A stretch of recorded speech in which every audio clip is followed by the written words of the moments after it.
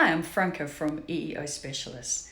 Last week I talked about a manager's duty of care to ensure inappropriate behaviours are identified and addressed once they've established that it is a live issue. Broadly speaking, a manager has two options for addressing an issue: informal resolution or a formal grievance.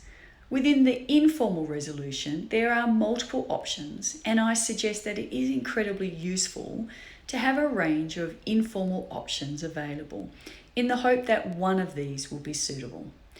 But let's be clear about what the distinction is between informal and formal, because often people think that formal means when a manager has to write it down, and informal means they don't have to write anything down. And this is not the correct distinction. I always say, as soon as an employee comes to a manager and says, "Look, I've got a problem with a colleague," the manager needs to be documenting this conversation. So if the distinction is not about what gets written down and what doesn't, then what is the difference between the two processes? For both of the options, the aim is for the behaviour to stop. But with the informal option, the primary intention is one of resolution or restoration. How can the working relationship between the parties be restored? How can the person who's been hurt or offended be taken care of so that they will be able to move forward?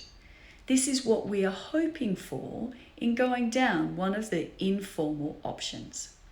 And where possible, this is my preferred pathway, because if it is managed well, it leads to a better outcome for all people and also for the employer.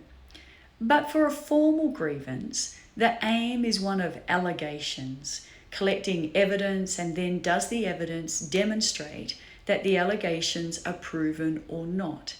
And if they are proven, what is the appropriate disciplinary action?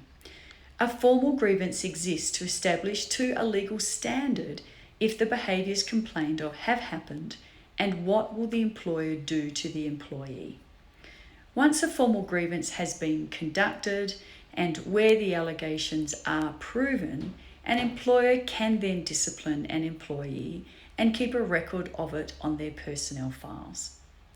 It is so important that managers are aware of these two options and be proficient at knowing the range of informal options available for them to use. For more information on what the informal options are, you can drop me a line at franca@franca.com.au.